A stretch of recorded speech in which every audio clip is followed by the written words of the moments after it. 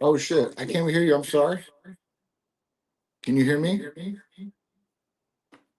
Oh, I can't hear you. Now I can. He's playing with you. Why are you trying to run game on me, Mike? Jeez, run game. What are you, 1987? You're running game on me. That's right.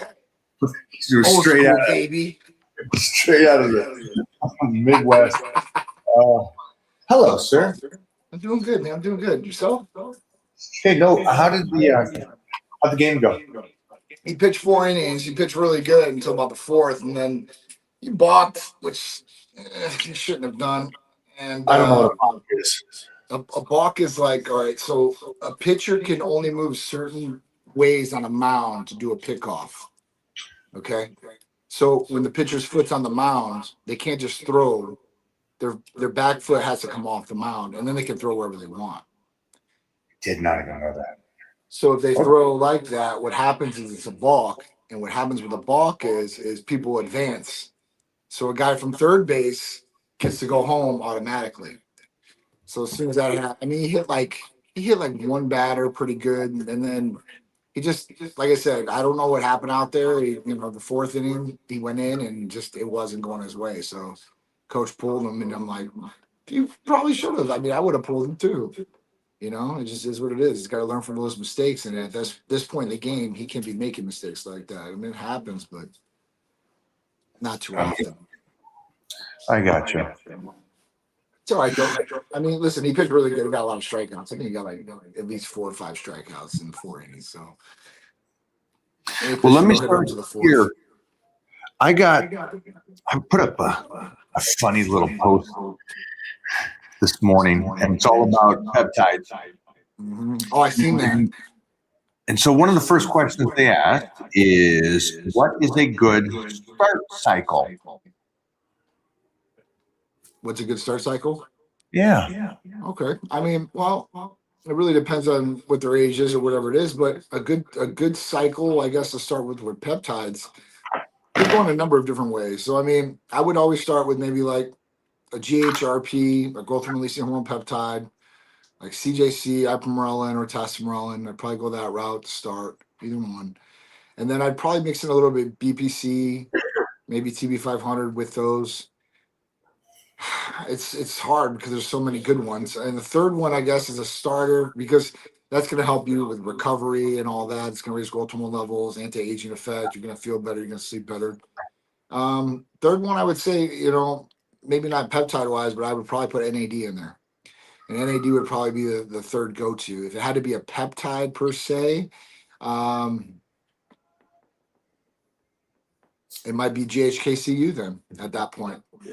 Because you're getting the skin recovery, the collagen, you got all that. So skin's looking good. You're able to grow lean muscle with the GHRP, right? And then, for the third one, it's like, I don't know, you get all the benefits pretty much from the recovery, and then at that point, being preventative. So there's a lot of things too, and that can help with repair and recovery too, as far as muscle wise or fiber. So BPC is not just I have an injury, I have to treat the injury with BPC and TB500. It's when we're making those micro tears, and as far as recovery, those things recovering faster and better. So that's kind of where it's at. That's what I would do first stack right off the bat. I mean, most people are going to be like, well, I want weight loss and this. So if I had to stack that, then I would definitely put a GLP-1. I would just switch it out. Say a GHKU, I put Retta in there, tesamorelin, and then I would do, I mean, I guess at that point you could do pretty much anything you want, but I would probably keep BPC and TB500 in there too as well. Okay, so from what I understand, you're saying something to hit the IGF, so nighttime. Yep. Something that I love, connective tissue. Yep. Make sure that's healthy. Absolutely. And then kind of a base around the whole thing, skin and everything. Yeah. And they said, well, listen, my skin's perfect. I did a great skin routine. It's glowing, whatever. Then I would add in, like I said, if they're going for weight loss or one to really lean up really good, I would go Retta. Because Retta and testosterone, I mean, that's the stack alone. I mean, that those two alone, like, are going to change the game for somebody big time. So, if you have your foundation of your hormones there, if you're looking at peptides afterwards, it's all about what you're trying to achieve goal wise, because there's so many peptides that do so many different things. So, from immune system, from mental clarity, I mean, even like dihexa, where they're giving this to patients that have brain damage to bring it back to create more neurons. I mean, that's a good one. Dihexa is definitely a top one. I mean, you've got a lot of research too, like on like Cmax and C-Link. So I mean, for brain clarity, mental clarity, NAD and all that. I mean, so it really depends on what you're trying to really go for. If you're saying, listen, I just want an overall all around type thing, then I would say, testosterone, and I would say like Retta if you're trying to lose weight, because most people are. I would say most people that call up want to lose weight, and some of those people might have hormone problems. So at that point, you got to talk them down that road and say, listen, have you had your blood checked? Not just like your cholesterol and everything, but have you really had an in-depth panel done on your hormones too as well, to look at these things? And most people say no, or most people will say, yeah, my doctor tested me for everything, he said. And I said, okay, well, if you want to send us over the results and we can look at the results and tell you, and then when we get the results, it's like 3 tests. So it really is bare bones, and there's nothing on that hormone wise. There you go. John's go-to cycle from the start here, guys. Yeah. And Where then we got can you get safe peptides? Titan Medical Center. Titan Medical Center for sure. Nationwide service, guys. All our stuff comes from U.S. licensed pharmacies, 503A pharmacies. Just real quick, I read it wrong. No, it is the same thing. It's a starter. What is a beginner's peptide start stack? Hey, John just said what his opinion of that is. Yeah. Jeffrey, you got a question for us as I go through this IG. They're lighting us up. They're taking the opportunity to talk to Big John over at Titan Medical, where you can get your peptides. As we know that is what's the website that shut down? Is it still shut down? Peptide Science. Is it still down? It's still down. They're done. There you go. You They're can read done. the message. Message says we're out of business. Why would they get shut down, John? Because they got cease and desist letters saying that because they were putting all those things up there like GLP-1s and stuff like that. You can't do that, man. I mean, you're crossing the line when you're putting prescription drugs on there and selling them by just somebody pushing in a cart. Like I said, there's adverse reactions that can happen with some of those drugs. Not some of these peptides like BPC and such, but the GLP-1s for sure. Like you're definitely putting some risk factor there. So at that point, like they were big since 2012. I mean, they were making $7 million a month, is what I heard, which is nothing to sneeze at. And you're Big John, I think what he meant though is, yeah, they had to stop, but there was some factors on the reason why he had to stop because of what Kennedy and everybody's doing. Yeah. Can you explain that part of it? Yes, of course. So if you guys missed it, RFK went on Joe Rogan and basically said that, what's going on right now is going to be gone. And what's going on now is that in the last administration, okay, they got rid of peptides. About 19 of them got banned. They put on the non-compounded list. Previous to this, U.S. compounding pharmacies, 503As, were able to compound these peptides legally. And what happened was when the government put these on the non-compound list, all the compounders were like, hey, listen, we don't want to go out of business for this, or we don't want to get shut down. So they discontinued making most of these peptides. There were a couple rogue ones out there that said, you know what, this is benefiting patients too much. We're going to fight it legally, and we're going to keep producing these peptides. And thank God they did. But what happened in that point was it pushed it all to the black market and gray market, because most people were getting their peptides from medical clinics. They were getting prescribed and coming from real U.S. licensed 503A pharmacies. But at that point, what happened was that gets shut down. Now you have all these patients who are taking, let's say, BPC 157 or some of these other GHRPs or whatever it is. Well, that forces them to the black market. It's just like alcohol prohibition. What happened with alcohol prohibition? They got rid of alcohol. People were still drinking. But they were going and they were drinking toilet liquor or bathtub liquor, and some of this stuff killed people back then. And that's the thing. When you start going to a black or gray market, shortcuts are there.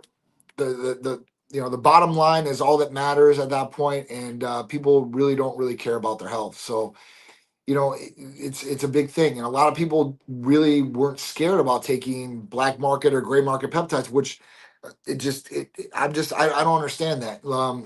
you'd have somebody that is more worried about drinking a pop or a soda, whatever you want to call it, than injecting a peptide that they have no idea the sterility of that peptide and no idea where it came from.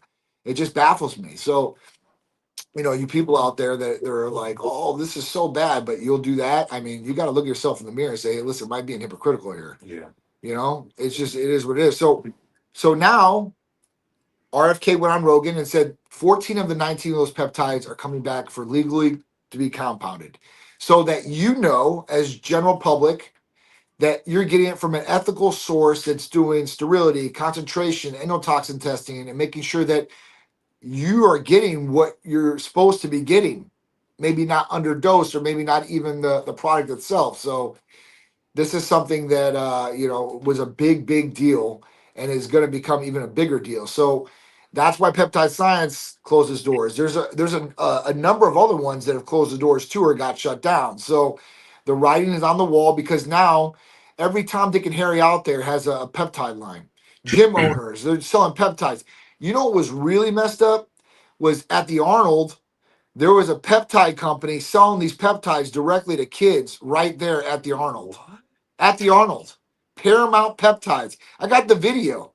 Like 3 people sent me these videos from what was going on there, and I just couldn't believe it. They supposedly had a doctor there doing, just hanging out, but like they're selling peptides just directly to these people, which is just nuts. It's just nuts. So I don't even know how that goes down. I really don't. Here's a question from Instagram. Somebody goes, use GLPs. Should you use it with a glucose disposal agent to absorb better? You could. I mean, it depends on how your sugar levels are. You don't want to drop your sugar levels too much, right? So Can you please, for us layman's persons, okay, yeah. I don't understand. I'm sorry. I apologize. Explain that to me. I don't understand why he's asking this. What kind of things is this a ride? Sure. So he's talking about a GLP-1 and then a glucose disposal agent. Usually a glucose disposal agent is like metformin.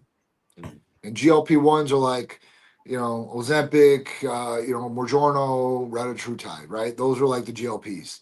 But then you have the glucose disposal agent. So what happens is the GLPs will bring down your sugar levels too, right? Like your A1C will drop a little bit. It's not really to control at all. And if you're a true type 2 diabetic, you might need a GLP-1 and metformin. And at that point, it's going to bring down your sugar levels. So if you don't have bad sugar levels and you take a GLP-1, you're going to be okay. But if you take a GLP-1 and let's say metformin, at the same time you have low sugar levels, it could drop your sugar too low. That's not good either, right? That's what we don't want to happen. So you don't want to go hyperglycemic and have it drop. So at that point, you can use it. Yes, I'm not telling you use it. I'm not giving you any medical advice here, but there are certain instances or situations where you can use it, and it will definitely bring down sugar levels. I mean, everything has a place, but if you're not a type 2 diabetic, you probably shouldn't take a glucose disposal agent with a GLP. I'm going to ask you to do this real quick. Will you read the question to me? Yeah. Let me pull back up. Sorry. IG keeps sending these questions, by the way. It's great. I love it. Yeah. The question was, if you use DLP, should you use it with a glucose disposal agent to absorb better? So who would that be good for? Because should you use this? Yeah, I did. That's what I wanted. Yeah. Working great. Like I said, like a type 2 diabetic. Okay, so that's levels. People possibly are something like that. Yeah. I got you. I mean, there are some people that are type 2 diabetics that are just over the line, right? So if everything's fine with you and you're just doing this or control your eating habit, you're okay. I mean, so you could use it. The glucose disposal agent doesn't like curb your hunger. So what it does is, and a lot of bodybuilders have been using metformin for years. It's the most studied drug out there. I mean, right? So they just put it into trials for anti-aging too, because that if we slow down cellular deterioration by less sugar in the bloodstream, then you're going to live longer. And the studies were done on 55 and older patients, and it extended life. So what happens is you let's say you're a bodybuilder and you're like, all right, well, I want to have a massive cheat meal and I want to eat all these carbs. I mean, like 2,000 carbs. I'm gonna sit down and eat this meal. You take the metformin with that meal. And what would happen is the glucose from that meal is going to be disposed. So your sugar levels are not going to spike like crazy. That's the difference. And it's going to actually help with your A1C if you take it over time. And with helping with your A1C and your sugar levels not being up, your cellular deterioration slows down, and you're going to live longer if you live. As far as that goes, unless you catch something else. All right, Johnny, we got one there for you for protein. Sure. How do you like shellfish for main protein source? I don't know. I eat a lot of lobster, guys. I eat a lot of lobster. I like shellfish in general. I do. Alaskan king crab. I know Sharice does, but as your main source, I probably wouldn't have it as my main source. Probably wouldn't have it as my main source. I'm gonna look at some sort of steak as my main source, or some people go with the fish route, or some people go with the chicken route, or you switch these through. But I mean, the cholesterol factor in shellfish on some of them, even if you're not using butter, it's kind of dicey for me. So at that point, I'd probably go with like steak, chicken, or even fish. But honestly, I would try to change it up. I wouldn't even me. I'm a steak guy. There's days where that's all I eat, 3 meals a day. It's crazy. So, but I don't think that's good either. I think there needs to be balance in there, and you should get some other different types of proteins. About you, Mike? You want to eat shellfish? Is your main protein source? In no world. In no world. In no world. Absolutely. I'm going to assume, and I don't do the shopping, I'm going to assume that the shellfish is going to be a little bit more expensive. So, no. And again, fish is or shellfish would be. Anyway. Yeah. Okay. All right. Next question here. All right. I came in your Q&A earlier as well. 6'5" tall, 17 years old. I play soccer for my high school. And I said earlier, I have got a bit of fat on me. I weigh 88 kilograms. My parents really discourage gym. What do I do? You go to the gym. Your parents should discourage you to go to the gym. Why? Hey, let's definitely, you're 17. I love that you're here. Also 6'5". That's tall. That's tall. And I love that you want to go to the, and I get that you're a high school kid, your parents proud, or follow and you should follow their recommendation. I'm just confused on why the gym is a no-go for you. I'm gonna let you play sports. Yeah, so definitely hit me back on that, would you? I mean, you're going to be 18 years old here soon, man. And at that point, you're going to make your own decisions as a man. So, if your parents don't like you going to the gym, you got to ask them why. You're like, you don't want me to be healthier. You don't want me to be stronger. You want me to live longer. Like, these are questions I would ask. And the reason why, because I've never heard that. I mean, if you're playing sports, you're doing a physical activity anyway. So let's go off of what we think of today and how people think in today's world. I'm going to assume that the parents think 17 is too young to lift weights. Is what I'm going to assume is a possibility of just ignorance, not knowing. So it's after puberty, or the main push of puberty. So let me know. I want to get you in there. Also, you're 17 and you're doing. Don't worry about a little bit. You're growing still, my man. You're going to say 6'5". You ain't done growing. Yeah. Holy shit. Jeff, if you see his question come up or his response to that, pull it in there. Yeah. Hey, Mike, what's the longest you went without eating after a workout? 16 minutes? That's so long. Yeah, a minute too long. A minute too long. What about you, Johnny? Me, I probably like an hour. That's bad. Usually I try to hit it within 30 minutes if I'm driving back from the gym. Usually, because I'm so prepared, I have a protein shake on me. So as soon as I walk out the door, I just open it, crack it, drink it, and then just throw it away. So, I mean, try to prepare for your workouts. If you're not prepared, then at that point, you could probably stop at any gas station and get a protein shake. But if you're just eating Whole Foods or whatever it is, getting home, have it ready for you and eat it as soon as you get there. Yeah, I don't know if anybody here is like me and Johnny, but yeah, I always eat right after the workout. Workout's done, get something in. Oh, definitely. Your body's looking for nutrients to repair itself right away. It's working, so you would definitely want to fuel it right away. Yes, Oh, you as you picked up. said, my parents think I'm too young to lift weights. They think I might hurt myself or something. I'll definitely join a gym once I'm 18, but for the 6 or 7 months in between, any advice? Yeah, push-ups, sit-ups, push-ups, sit-ups. Dude, you can gain some muscle by doing those things. Yeah, you don't need the gym to gain muscle, especially your age. Because even if you're fat right now, right, you could do a whole bunch of different things in your room. I mean, so you could take a I mean, listen, cardio is one aspect of things, right? But I don't think you need cardio. You're 17 years old, or maybe you do. I don't know. But if you're running for soccer, I think you would get cardio there. So all you have to do is do something to put some stress and put some things in the nervous system going to gain some muscle. And listen, man, there's a reason why some of those prison guys get as big as they do on the inside. You know, they're lifting weights, yeah, some of them, but some of the guys are in isolation where they're just doing push-ups and sit-ups. So at that point, listen, it's something where you can at least do your body weight and work up for the 6 or 7 months, and as soon as you hit the gym, you're ready to go. Have your parents go back to that one. And have your parents email me. Also, just give them some basic studies on weightlifting for youth. And both of those will get you in the gym. I want you in the gym this week, my man. Start lifting. You're 17. Don't waste these developmental years. Yeah. So just let's get it going right now. There's nothing like weightlifting for your mostly at 17. That's Well, actually I got a late. question. Most high schools have some sort of elective class to lift weights. Yeah. Most, not all, but most. So if there's a class you can maybe get where you can go in there and you can lift, that'd be even better. I mean, most high schools have some sort of gym. Most. There are some that I've seen that don't, but most of them do. Yeah, get your butt going to the gym. Have them email me. We'll give them some info and then give them some little chat GPT. Is that how you say it? Yeah. Yeah, some of that. I want you in the gym by Monday. You're in. You're training power bodybuilding. Let's get some strength, size. Get rid of that little bit of stuff you do not like on the tummy, and continue kicking ass in soccer. 6'5", man. That's some long strides.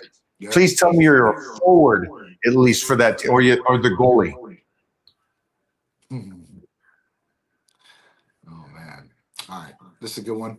I'm 20 years old and play professional baseball. I compromised 75% of my shoulder pitching last October. Tore my ligament, tendon, rotator cuff, and labrum. What peptides could I take to speed up recovery? BPC and TB 500, KPV. That's all in one mix that we have for a tight recovery package. That would be a good one. I mean, you're playing professional baseball, so you got to watch out now who you tell what you're doing there, because some of those things could be banned substances.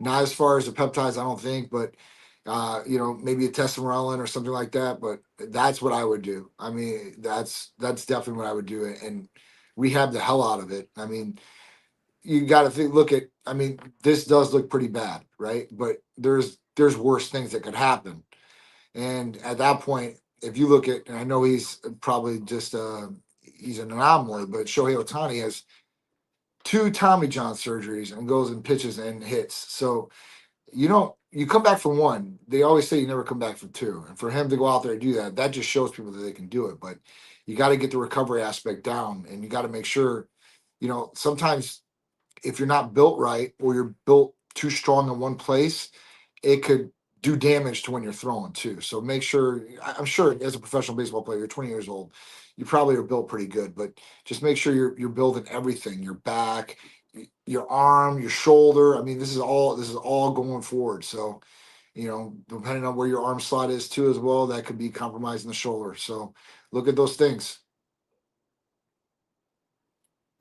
All right. So what we try to do is we try to see if pro baseball bans a lot of the peptides.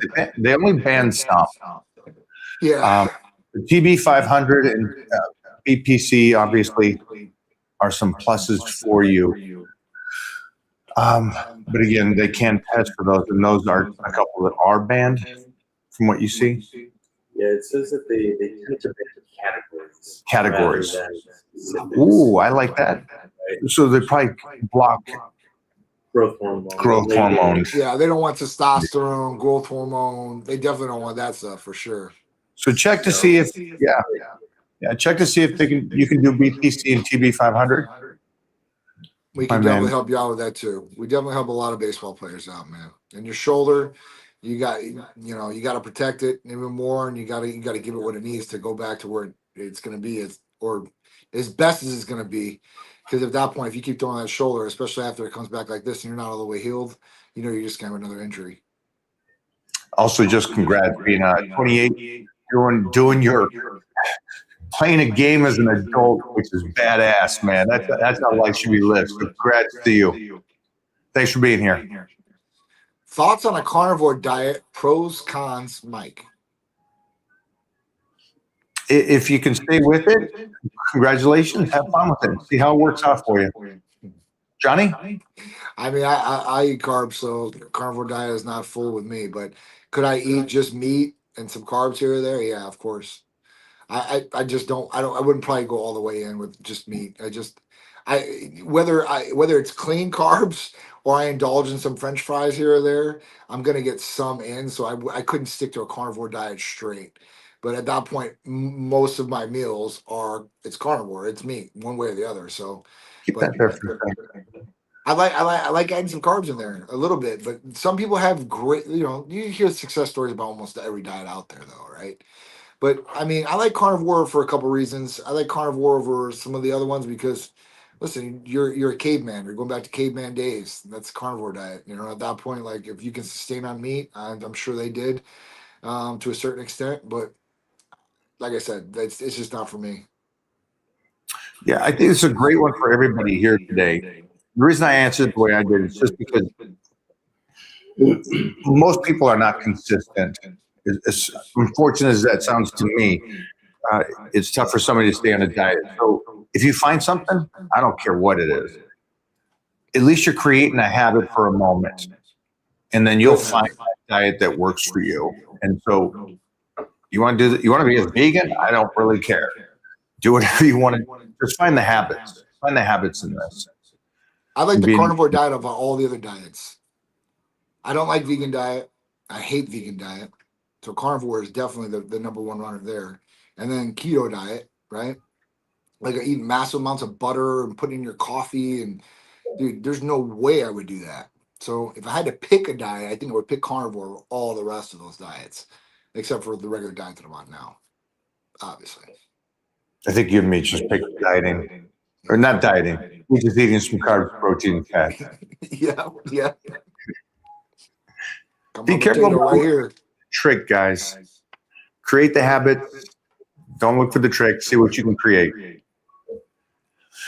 All right. Kobe. How many calories do we weigh cooked rice or uncooked? And what's the difference as the food weigh does change what's most accurate way to weigh? Stop making things so hard. I know there's some apps out there. You could probably download one of those apps and they take a picture and tells you exactly what it is.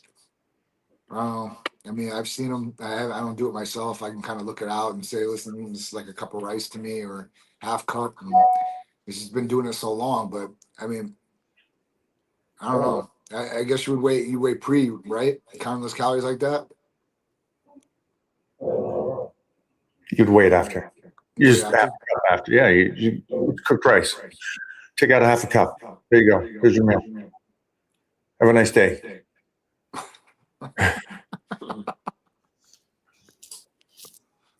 Bobo. I got a ban Bobo. Bobo. I feed my women a heavy dose of carnivore diet. Seems to enjoy. In no world does he do that. If he wanted to, though, Johnny, is there anything he could do or take that would help his carnivore activities? Oh yeah, of course. So when we talk about what he's talking about, being an organic slinger of protein, then at that point, you can look at so many different things that we offer. Cupid's candy, like tadalafil or oxytocin, or PT-141, or we talk about Supermans or Ironmans, which are like sildenafil and arginine, or sildenafil and testosterone in some cases. I mean, there's a lot of different ways where we could make Bobo really perform the carnivore diet true and blue.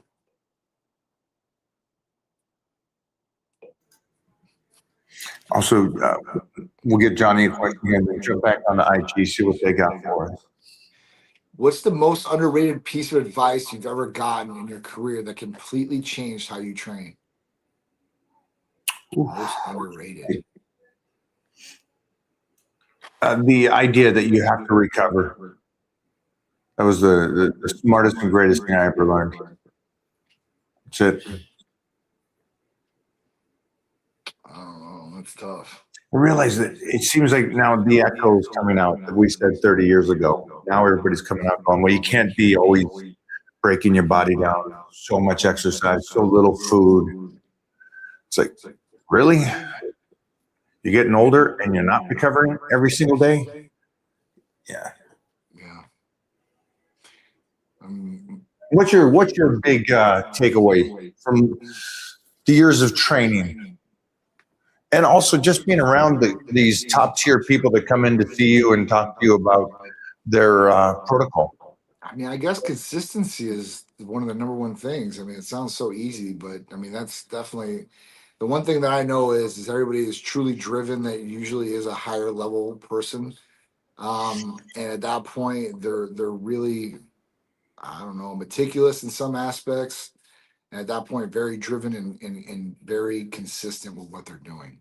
Anybody that I know that's successful is usually consistent in what they're doing. That's it. Like that's the main thing I would think across the board.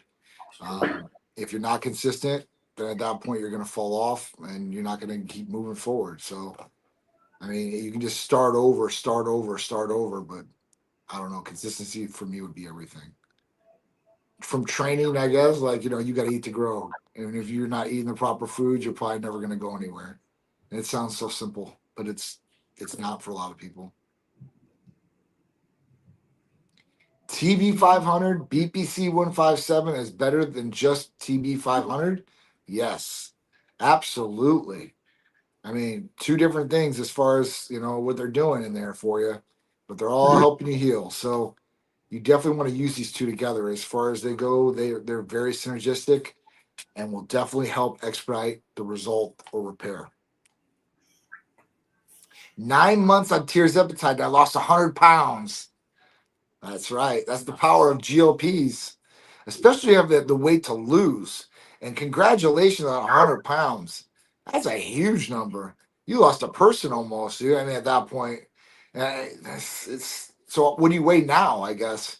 I mean, because at that point, are you still moving the needle? I mean, are you still going to stay on it? I've seen some people that get on this. This is crazy, and it's not just patients. It'll be like old friends or family members or whatever like that, and I've looked at them and they've been obese their whole life, and I just looked at this person's profile and I was like, oh my god, this person's like really like fit now, like and thin. I was like, this is crazy. So at that point, it's super cool if you use these things and you really need them, and you can turn it into a good lifestyle, which is great.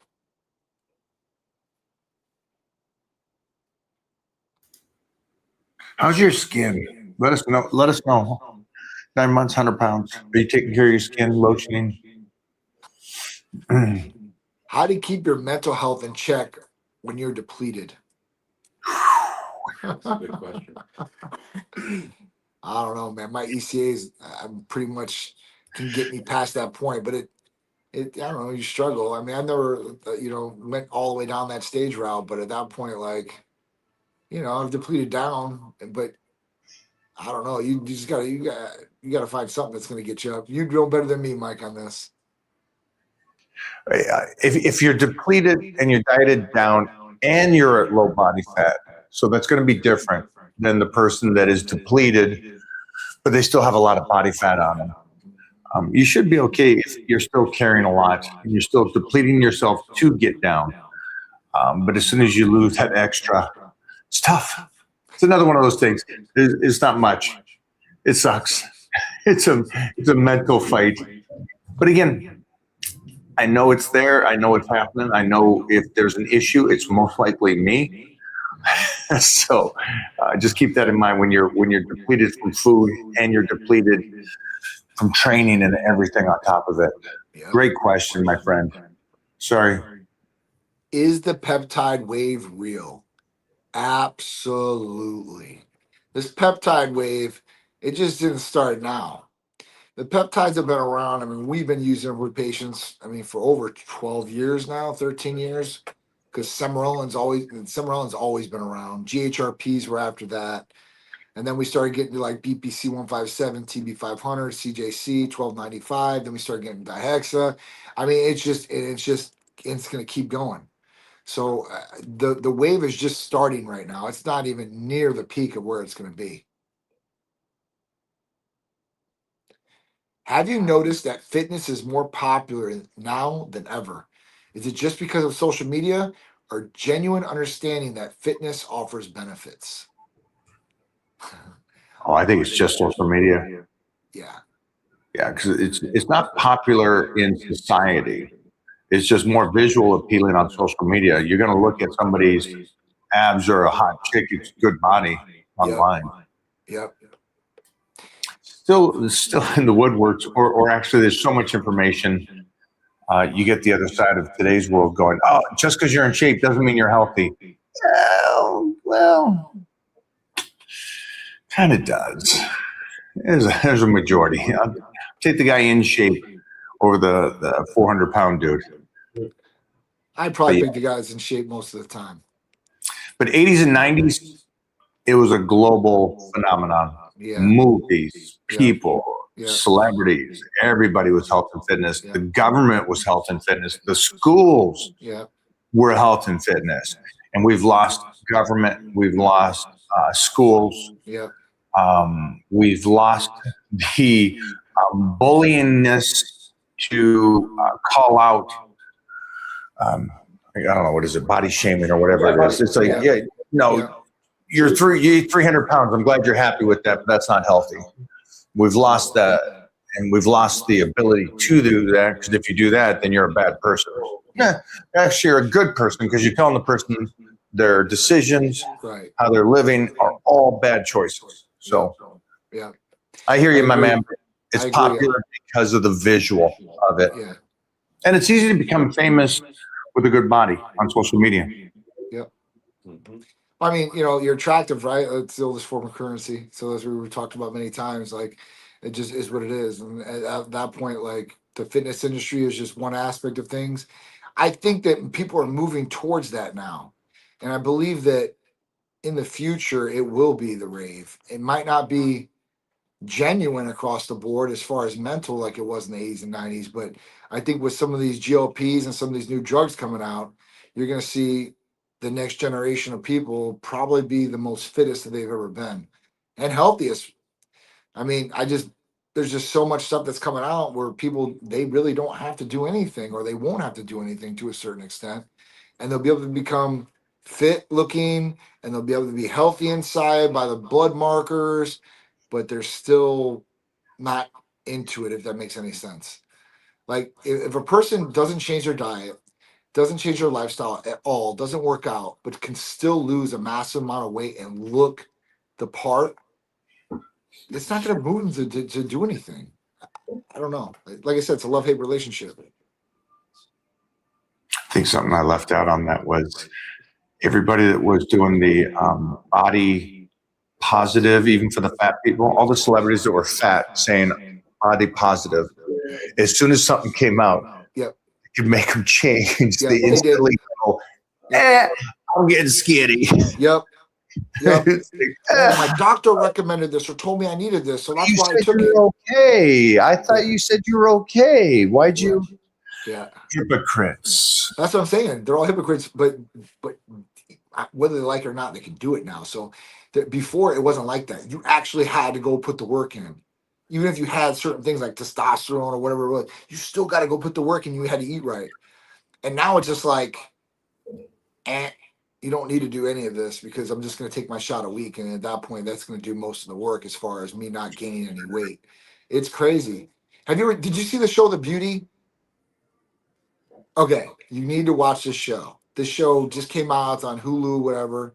And it has Ashton Kutcher. He's one of the main characters. But in the series, it's about this experimental drug that you take one shot, and then it turns you into the best version of yourself, the most beautiful version, structurally, aesthetically pleasing, live for the longest. Like, it's crazy. So, but I believe like we're gonna get to that point where there's gonna be something that's going to be able to do something like that for people.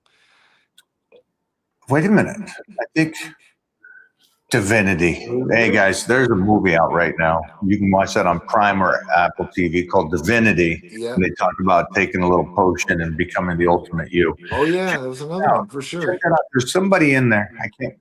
I can't think of the names right now, but yeah, It check it looks out. kind of like you though, doesn't he? Yeah, not really. Not really. He was handsome and good looking and jacked. So and a fancy car. Yes. It says, "Hi, love your videos. Best schedule for women in early 40s to build muscle. Lift heavy every 48 hours. I was told. Thoughts?" I like that.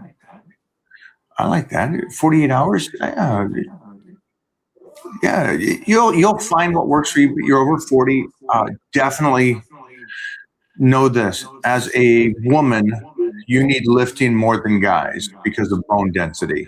Yep. So that's something just for you over the next 30, 40 years will pay dividends if you start today. And then the 48 hours, I'm not sure what the reason for that, but you're a mother, if you're a mom and you're busy, yeah, every other day is great for you to work out. Get your hormones tested too. At 40s, those hormones are on the decline, and you can even counterbalance the osteoporosis portion. What happens to women if you have low testosterone? You can fix that and make sure that's good too as well. Go back to that for 1 second, just for everybody here. I think her question really plays to everybody, even IG. I understand that if we say check your blood work, that may seem as though it should be a guy thing. It's for women. Your hormones, especially as you get older and stuff, make sure just check them. Just check them. I come from a family of 10, and I'll tell you, man, my sisters all got blood work done and stuff, and they've caught things so early. It's amazing. And so just from my personal choice, I say for the women, and I make sure that baby mama gets blood work done. She's on point. There's a lot of things besides just being healthy and getting in shape. You should check. Great point, John. Nice job. Absolutely. Ooh. He found something good. Give him 1 second here. No problems. Why do you think certain cities like Miami are so focused on fitness compared to other cities? It's because it's the warm, hot spot. People are more vain there. That's what it is. I mean, if you go to Arizona, it's going to be the exact same thing. Usually, if you go to warm places like that, right, you're going to find, even in Tampa, I mean, it's the same thing. In the whole state of Florida, that's how it is, right? People are pretty vain, or people are more health conscious, however you want to spin it, and they want to have good bodies and they want to look good. So, this is something, and this is the differentiator.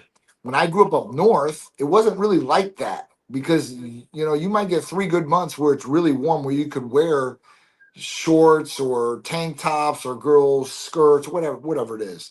Your majority of people are going to be buttoning up most of the year. You're going to be in coats, you're going to be in sweatshirts, you're going to be in pants. So what happens is you start gaining weight like that, and then you start shedding it off for summer, and then boom, you're back to the hibernation point. That's the difference. Here, you go outside, you can wear whatever you want. You wear a t-shirt, tank top. I mean, the world is yours. So if you're wearing less skimpy clothes because it's so hot, you're going to probably want to look good, because if not, you can't cover your belly with a jacket or anything because you're going outside in Florida and you'll sweat your butt off. So I think that's the difference. When you go to like Vegas they're more vain cities. And at that point, you're going to see more vain people. So, aesthetics is going to be the higher note. In John just said Vegas and Florida are more vain people. Man, that hurt me. Why? Or California? I left out California? You want to go with a different word. It's so toxic. Toxic. Yeah, a little masculinity there. But listen, it is true though. I mean, it's true. Like you go to those cities, like you go to Miami, especially, it's gonna be all models. I'd say pride. Pride is a good word. I like that. Not vain, pride. They want to be in shape. I grew up in the 70s and 80s in Washington State, man, and it just seemed like everybody was in shape. And we get rained every day and so on, but it's like, hop that top. Jeez. It's just not like that. You go to Chicago, like that's why you see most of the bodybuilders. I mean, they live in Florida. A lot of them, or Vegas, or you know what I'm saying. They're living in these hot spots. Lately? Huh? Go to Minnesota. Oof. Oof. Cattle. I don't want to go to Minnesota. Cattle. I don't got nothing in Minnesota that's calling me at all. The weather's maybe the Mall of America. Isn't that in Minnesota? Body weight or the fattest cities or states? I'm curious because Midwest would be something that we've always said. Midwest seems like they're a little heftier. Everything's bigger in Texas. I'm going to say Texas are probably pretty good shape. You think so? I think so. I think Midwest, like Alabama or something like that. Number 1, McAllen, Texas. The big boy. I know. I told you, everything's bigger in Texas, Mike. Number 2, Arkansas. Told you, like Alabama, Arkansas, Tennessee, little fat states, Georgia. Why is it all chubby southern? states. They're doing them barbecues. Yeah, that good food. That's right. Only have the GLPs. Who's in the best shapes? Florida? Yeah. I just got to be Florida, We got to be right? number one. California, there's such a large. California's a good one though too. Like a lot of people out there are very What do you got? conscious about the way they look. I won't say Right? vain. Okay. Completely off. Number 1, Colorado. Wow. 2, Hawaii. Okay. Okay. 3, Wow, that's crazy. 3, Massachusetts. Okay. 4, California.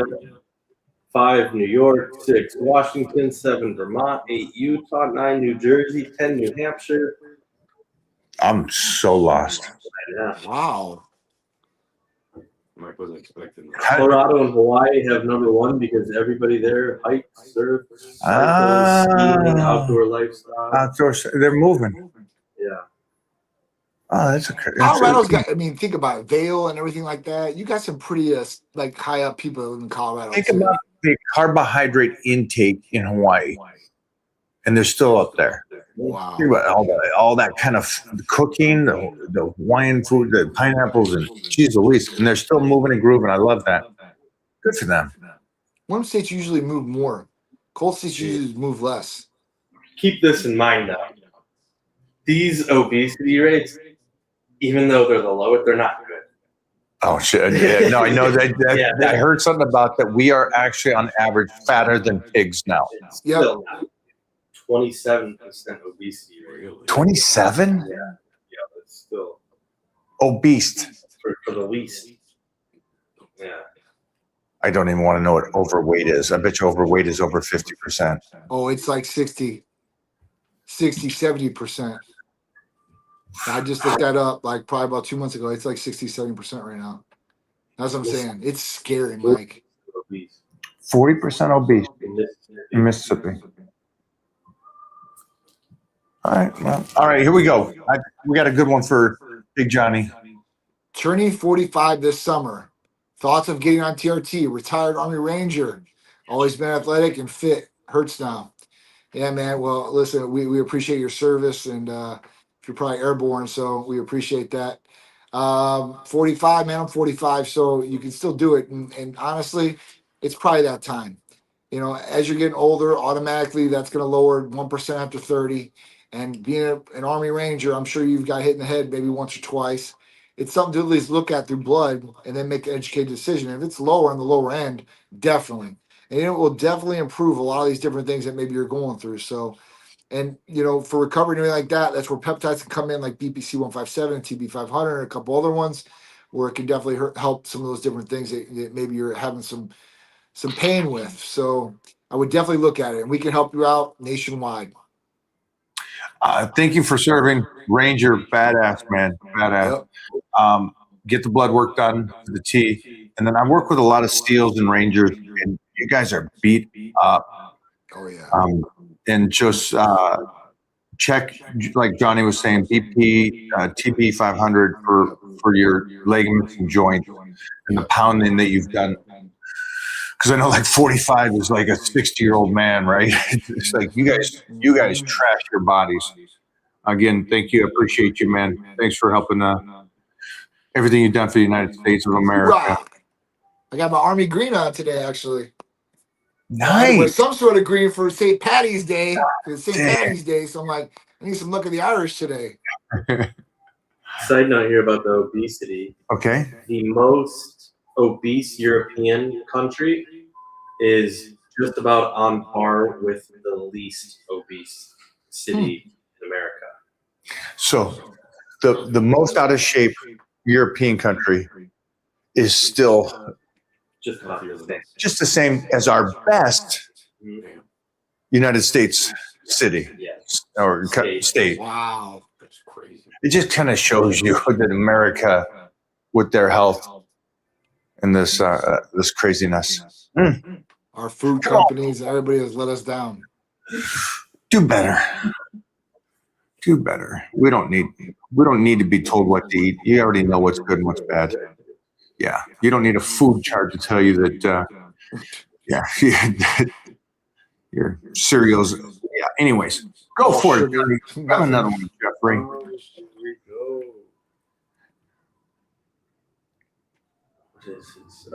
Just take Clo. Don't need Test or IPA if you use GH. Yeah, but here's the difference, Dave or David. You know, because GH is definitely good, right? Growth hormone is definitely going to do the thing. But the problem with growth hormone is this: a lot of people still can't even time what they need right. And let me tell you, if you take growth hormone wrong, you're going to be going down a negative path. When we talk about growth hormone, it's going to raise sugar levels possibly, and if you're eating right afterwards, it's probably going to be a bad thing. Also, with extended growth hormone, if you're going to get on it, you're going to probably stay on it. And at that point, if you stay on it long term and you get off, your levels are probably going to come down. Obviously, I think there's better ways to stimulate your natural pituitary. And at the price point for real growth hormone compared to the peptides, you're going to save a ton of money doing it. Now, if you're set just on GH, then at that point, you can do what you need to do. But I'm telling you that if you use it wrong, you're going to get negative things. I mean, it can make you pre-diabetic or diabetes type 2. So just be careful if you're taking these things and know how to use them if you are going to take them. That's the key. And that's all about eating and timing and everything like that. So Thanks, David. Appreciate your input. Yeah, Tesmarolin, no side effects. GH. Ooh. Yeah. Have a good day. It will raise your growth hormone levels for sure, but you're using synthetic growth hormone to do it. You're obviously going to short your pituitary down to a certain extent. I mean, I don't know. I wouldn't do it if there's better options on the table, and then it's going to be financially better for you too as well. Why do you think that? Why is 5Gs for GH considered expensive? That's expensive. David doesn't think so.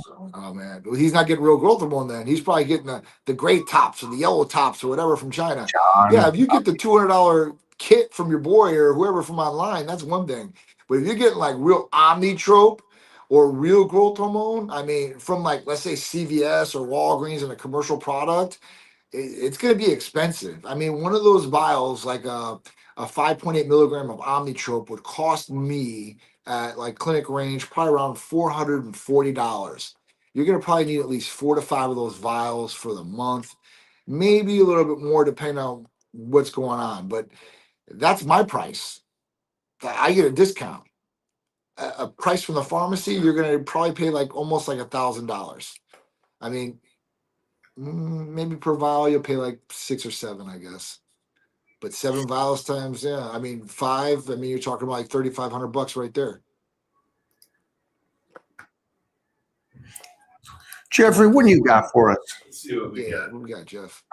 Let's see what we got. Whoa, don't let Mike leave. Yeah, don't let me do it. I got bad eyesight. I'll keep putting up Bobo posts. What do you think about Mike Metzer's philosophy, specifically for naturals? Arthur Jones, you mean? Yeah. Right? I'm assuming that's who you meant. The train a set or two. I'm not a fan. Didn't Metzer go just to failure though? Wasn't that like his philosophy? Arthur Jones. Okay. Yeah. Because I always see Mike Metzer along with that. It's just crazy. Well, Arthur, remember he just learned from. Right. It's just passing down Arthur, knowledge. Yeah. He took that knowledge and then he, played with it and then said it's his kind of thing, which is great. Yeah. It's great. All right. Hey, Mike. I think any kind of lifting should be done so you can do it for your whole life, not for a portion of time. Mm-hmm. And that's the only thing I'd make sure to watch out for. I agree. Hey, Mike, I'm 20 and I've lost over 80 pounds. My issues, my gyno has not gone away at all. I'm around 12% body fat with really puffy gyno in the chest area. Is surgery really my only option? Thanks. So, congratulations on 80 pounds. And this is not something that's uncommon, right? So, to really be truly diagnosed with gynecomastia, I would go into the doctor. If you've been diagnosed with gynecomastia, unfortunately, there's only one thing that's going to get rid of it, and that's going to probably be surgery. This is something that happens to a lot of people in one way or the other, whether it's from pubescence or at that point you've got it from androgens or whatever's went on or other medications or foods, I guess. But at that point, you've grown tissue and this tissue needs to get cut out. It's not going to go away. A lot of people say, oh, it's got chest fat, but it's really gynecomastia. So at that point, get it cut out, go to somebody that's pretty good to do it, and then your chest is always going to look good, right? Like it'll look a lot better than what it does gyno. I know like self-confidence plays a role into this too, like wearing different shirts or even trying to take the shirt off in some instances. I've seen a lot of people go through this. So at that point, like if it's messing with your head or anything like that, get the surgery done. You'll never have to worry about it again. The only question I would have is this before you, kiddo. A lot of guys, going through puberty get gyno, and it is different than an anabolic gyno. So my only thing would be if it is just from puberty and it's still there, you're still young, it will go away. But if you've done something, any kind of chemicals like PEDs and stuff, then no, that's there and you'll have to get that removed. So you can feel, if you got gyno one way or the other. I've definitely seen it. And you can like as soon as you're pressing the nipple, 12% body fat. Huh? That's pretty good. 12% body fat's No, low. that's what I'm saying.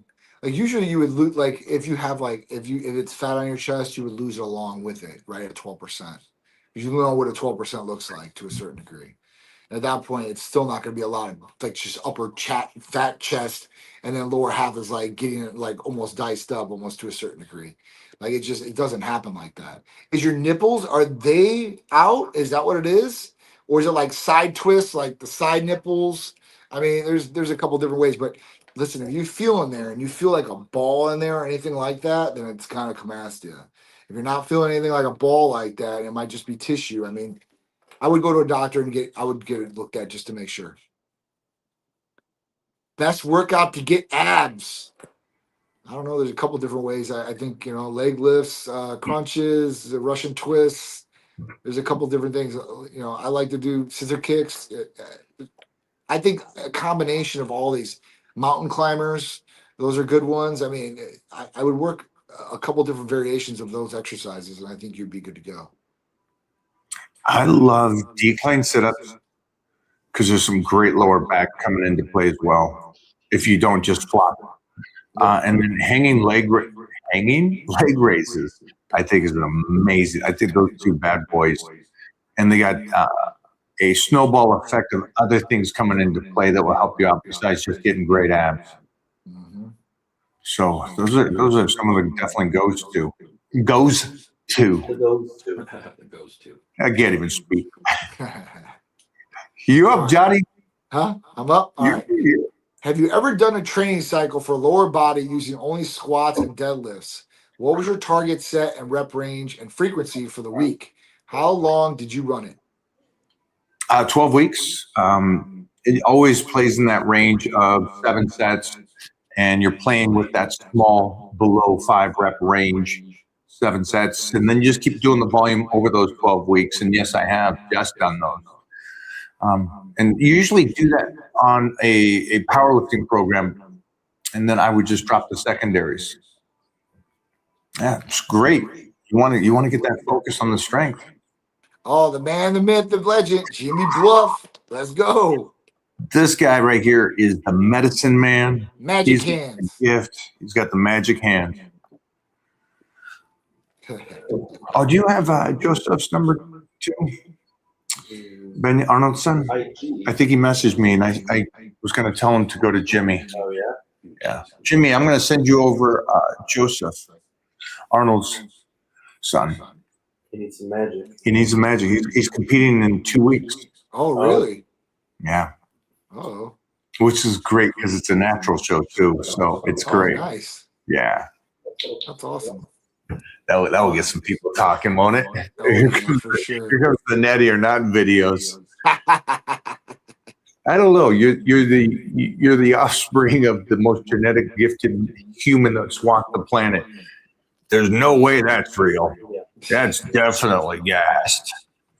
Can't look like that. Oh, man. Compressed median nerve in my left arm. Annoying, not painful. Push through it or let it heal. I would definitely keep working it. Maybe not crazy, but if you're feeling pain, let off. But I would definitely work through it a little bit for sure. Yeah, nerves. That's a tough one, man. If you pinch something, don't play with nerves.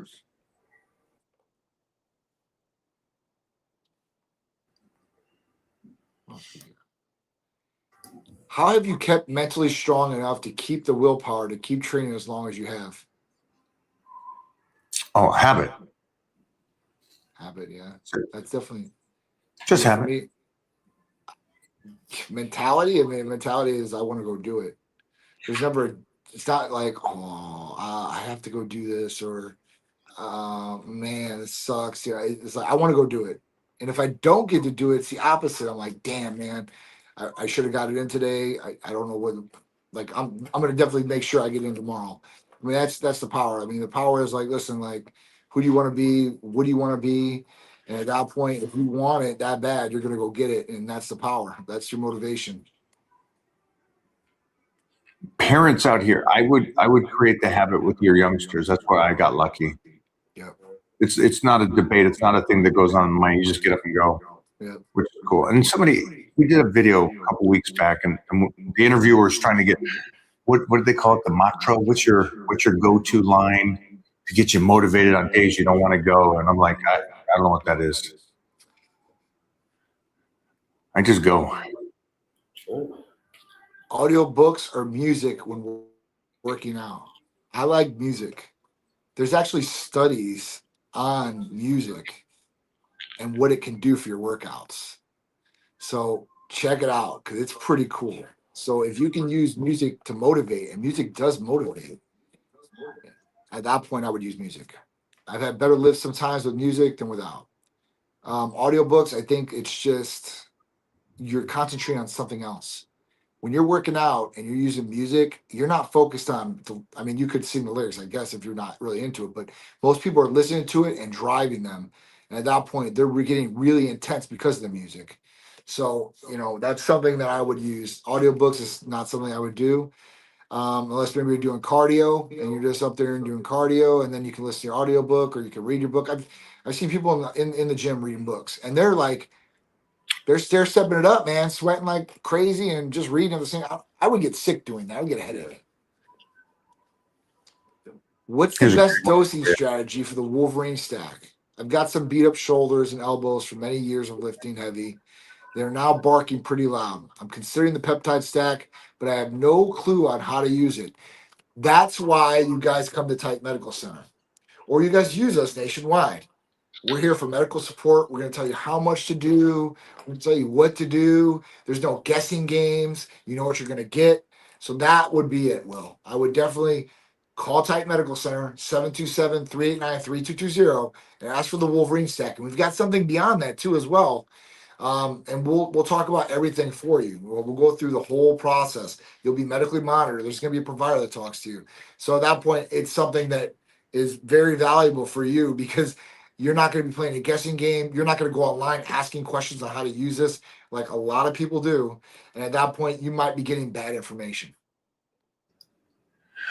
I think it's a great question for everybody here. Just understand that get your blood work done, talk to your provider at Titan Medical, and then they're going to give you their suggestion. You go through and do your thing and check back in with them.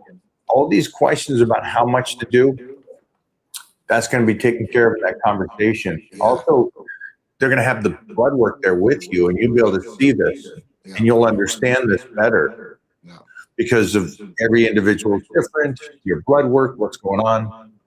So I think it's a great question for everybody. If you don't know how much to take or anything like that, do not stress.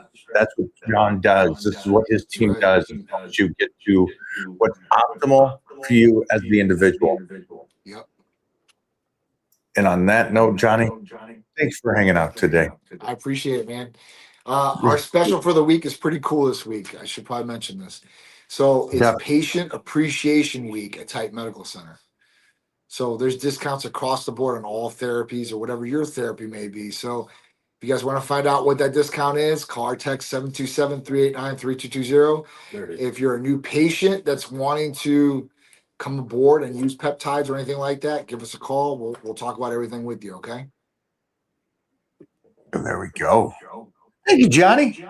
Andreas. Thank you, guys. Yes, sir. I'll talk soon, boys. All right. Later, bro. Thanks for hanging out today, guys. Again, jump on over to Titan Medical. They're the ones to talk to about this. And if you don't know, like most of the companies online that we're selling stuff are shut down. So the great thing with John's place is you're getting the real stuff. Yeah. You're getting the help on how to take it, and you're getting your blood work done so you can stay in this and stay healthy for a lifetime, which should be the ultimate goal. But if you're young, you're still focused on fame, money, and just looking good. Great. No disrespect there. That's a good thing. But also think about you in the future and not hurting your body by doing stupid stuff when you're young. Clip it, post it, do your thing to it, and get your natty or not videos ready for Joseph. Bye, guys.